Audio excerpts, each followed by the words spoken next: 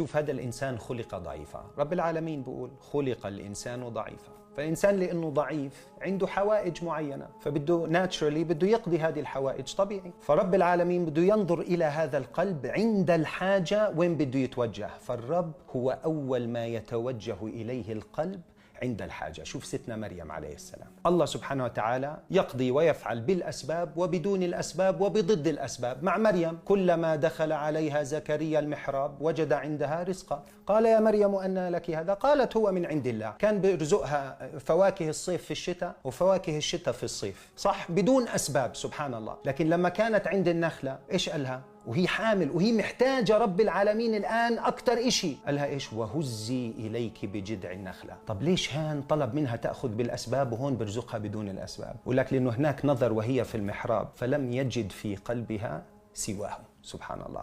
لكن عند النخلة نظر في قلبها فوجد شيء من حب عيسى عليه السلام فقال خذي بالأسباب.